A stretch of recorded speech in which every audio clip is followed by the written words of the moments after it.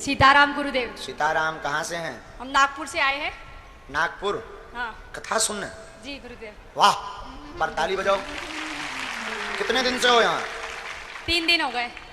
तीनों दिन से कथा सुन रहे? जी गुरुदेव। वाह, बोलो क्या प्रश्न है? इंदौर में भी आए थे, वहाँ भी कथा सुनी थी आप। वाह, क्या बात, कथा के पागल हैं। सुनाओ क्या प्रश्न है? गुरुदेव हमारा प्रश्न है, रामायण में काकभूषुंडी कौवों के गुरु ने राम जी से किसी नदी किनारे पूछा था कि प्रभु आप अलग अलग बुद्धि और तन के मनुष्य उत्पन्न कर दिए हैं इस संसार में, ऐसा क्यों? राम जी ने कहा था मैं या तो जीव को बुद्धि दे देता हूँ जिससे वो बुद्धि के सहारे जिए, अगर बुद्धि नहीं देता हूँ तो धन देता हूँ ताकि उसकी जीविका चलती रहे। क्या ये सही है?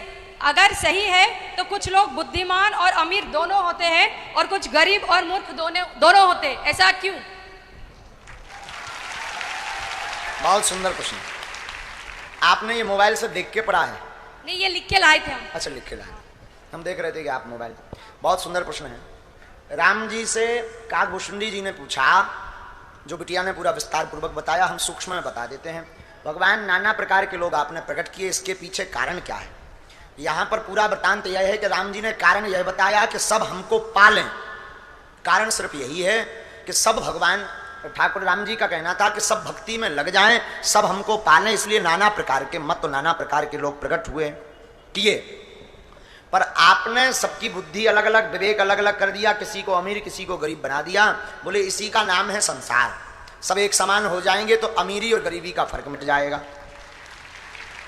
सबके मन एक से हो जाएंगे तो फिर कथाएं कौन सुनेगा? सब कथा वक्ता बन जाएंगे। और जब सभी कथा वक्ता बन जाएंगे तो श्रोता कौन होगा?